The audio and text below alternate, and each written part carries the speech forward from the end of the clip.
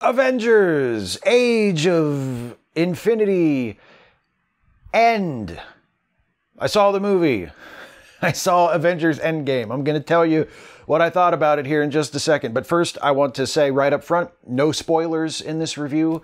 I'm not going to tell you anything specifically that happens in the movie. So if you haven't seen the movie and you're watching this for some reason, having not watched the movie, it's going to be safe. You're not going to have anything spoiled for you. Avengers Endgame, more than anything else, is about what happens in the aftermath of a loss. What do you do next? Because at the end of Infinity War, as we saw, and I hope I'm not spoiling Infinity War for anyone, but I guess if you haven't seen Infinity War yet, and you haven't seen Endgame, and you don't want that spoiled for you, you should probably stop watching. I am going to spoil the ending of Infinity War in just a second. But as we saw at the end of Infinity War, the Avengers lose about as big as they ever dreamed that they could lose. Thanos snapped his finger with the Infinity Gauntlet, and half of everybody disappeared. Half of everybody turned to dust. What happens after that? What do you do after that? J. Michael Straczynski, the creator of Babylon 5, who also wrote Spider-Man for a little while in the early 21st century, he once said that your job as a writer is to put your characters up a tree and throw rocks at them. That's where drama comes from. Avengers Endgame adheres to that philosophy very, very strictly, very, very faithfully. There are times in this movie, all throughout the movie, not just at the beginning, not just at the end, but all throughout, as they put their plan to save the day, to defeat Thanos into motion, where things go wrong, they screw up, or their plans are thwarted by unforeseen threats or unanticipated developments, and they have to think on their feet, they have to improvise. And it is definitely characters up in trees with rocks being thrown at them. There's so much conflict and so much drama and so much tension that it's really amazing that they were able to balance it and pull it off.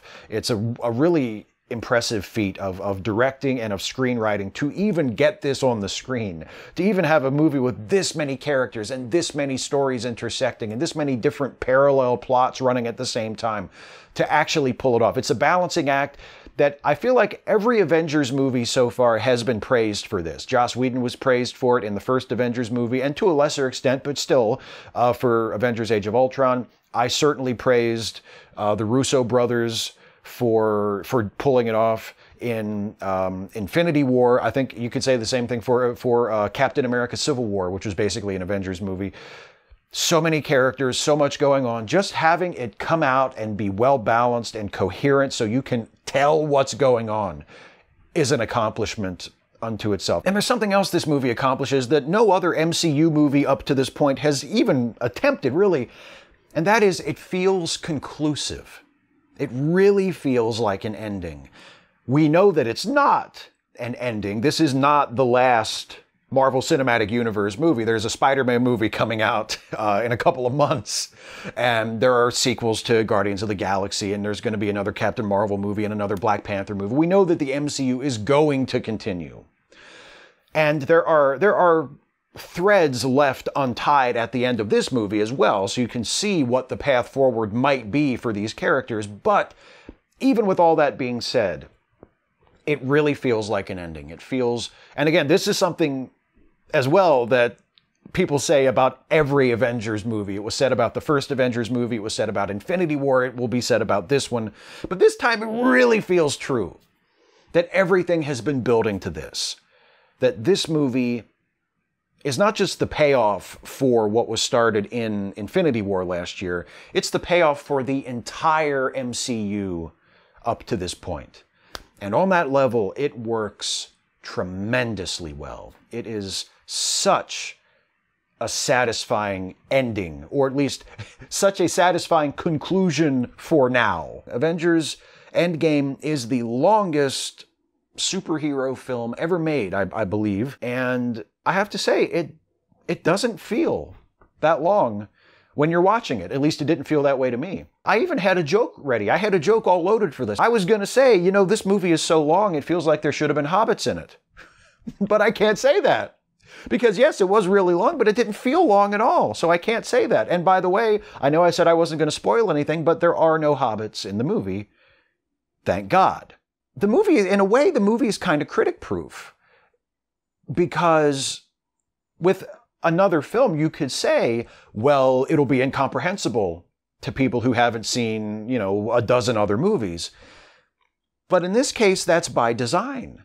That's one of the things I think that sets the MCU apart from previous franchises like this, because we live in this world now of streaming video, where the TV shows and the movies that we love are more accessible to us on a moment-to-moment basis than they ever have been before. I think the creators of the Marvel Cinematic Universe realize that they have a little bit of breathing room, and they have the liberty of making big movies like this, these big crossover Avengers movies, so that they're not pitched exclusively at the general audience. They're pitched at people who have been along for this ride. They're pitched at people who have seen the previous movies and will be able to appreciate these payoffs to things that were not set up in this movie, that were set up in the last movie, or the movie before that, or the movie before that, or the movie before that. Another asset of this film, perhaps its greatest asset, perhaps the greatest asset of the MCU in general, is, of course, its cast. And when I say cast, I mean pretty much everybody who has ever played a significant role in a Marvel movie up to this point. Not everybody has a significant role in this movie, but pretty much every character who has had something important to do in a Marvel Cinematic Universe movie up to this point is at least here doing something. And that is an extraordinary thing to see in and of itself. And I don't think it's spoiling anything to say that this is probably the last time we will see some of these actors playing their characters. And it's hard to imagine a better farewell for the ones who are leaving than this. It's incredibly satisfying, and the payoffs that the characters who are departing the franchise after this get are really, really well done. It's hard to imagine how they could have been done more justice than they're done in this movie. And speaking more generally, not just about the actors and the characters who are leaving after this, but everybody, this movie is a nice opportunity to take a pause and appreciate how fortunate we are as fans to have had 10 years of films where these characters are played by these amazing actors. And the characters that get the most attention and play the most pivotal roles in this movie, as is only right, are the original Avengers. And all of them have an opportunity to shine. All of them are given moments where they do something that matters. Jeremy Renner and Scarlett Johansson and Chris Hemsworth and Mark Ruffalo, as always, are just fantastic. Don Cheadle, amazing. But even of those, the ones that, the two that get the most attention and have the most satisfying stories in the movie are, of course, Chris Evans as Captain America and Robert Downey Jr. as Tony Stark / Iron Man. Evans as Captain America is the noblest and the most heroic of the Avengers.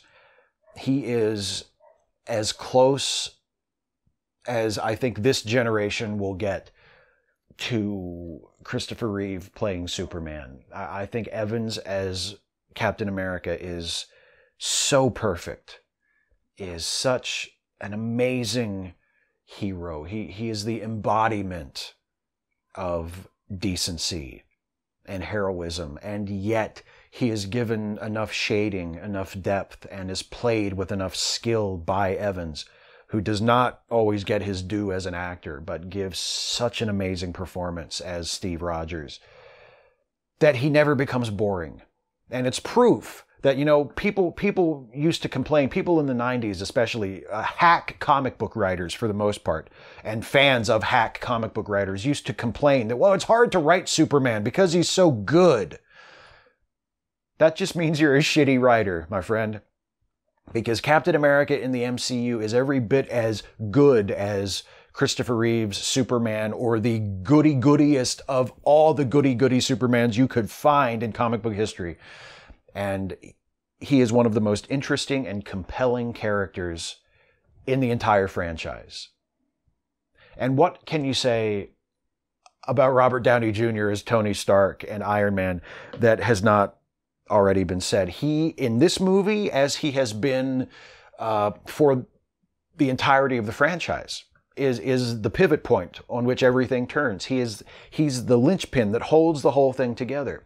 And if there has been a central arc that unifies the entire MCU, or at least unifies the Avengers films together, it is Tony Stark's arc. It is Tony Stark himself and his evolution as a character that ties everything together, that unifies it. And Downey continues in this film, as he has done all along, to carry the franchise on his shoulders. He has lots of support. He has lots of fantastic support. It is not by any means a one-man show. But he's at the center of it. He's the heart and soul. He sets the tone. He quite literally set the tone for the entire franchise with Iron Man. And the success of the Marvel Cinematic Universe is due in no small part to his portrayal of Tony Stark and to his creativity and his take on the material, his creative direction. We all owe Robert Downey Jr. a lot as fans of the MCU, and this movie really, really gives him opportunities to shine. Before I saw the movie, people who had already seen it said to me, "You better bring tissues." And they were right. They were right in spirit. I can't say that I actually cried, but there were people in the theater for my screening that were crying. And there were times when I got choked up, where I felt like I might cry, where I was emotionally moved by it. And what I thought was interesting was that it wasn't the tear-jerky moments that got to me. Although they worked. Like, there are some very sad sort of tear-jerker moments in this movie. And they work. But the moments that made me feel like I might cry, they got me a little choked up, weren't the sad moments. They were the inspiring moments. They were the moments in the film when the heroes are coming together to fight the evil. They were the moments when our heroes rise up to strike back at something that seems insurmountable. Thanos has a catchphrase that he repeats a couple of times in this movie, and his catchphrase is, "I am inevitable." And it's a credit to the movie that even though we as superhero fans have been conditioned all our lives to expect the good guys to win in the end, the movie makes Thanos and his threat feel credible. Even if we know intellectually, well, it's a superhero movie, the good guys have to win in the end, there are moments when, watching it, I felt, God, maybe Thanos is going to win. And I know that makes no sense, because that's just not the genre, but the movie sold that to me, and I bought it. And those moments when the Avengers are facing off against that possibly insurmountable evil, that possibly inevitable defeat, those are the moments that really got to me. Those moments when the heroes said, we're not going to give up. They refused to give up. Even when defeat looked like a foregone conclusion. Even when there seemed to be no hope left for victory, they kept fighting. And they came together as a group, as a team. They worked together to fight the evil. And those were the moments that really choked me up. And if there is a message to these movies, if there is a single underlying message to the Marvel Cinematic Universe as a whole, I think that message might be that it doesn't matter how large the evil is. It doesn't matter how insurmountable the challenge seems. It doesn't matter how deep in the hole we are. If we keep fighting and we don't give up and we work together, there's nothing that we can't do. There's no evil that we can't defeat. There's no challenge that we can't overcome. There's no damage so bad that we can't come back from it. And sure, that's a fantasy. Real life doesn't work that way. There are some damages that you can't come back from. There are some battles that you can't win. That's unfortunately the way life is.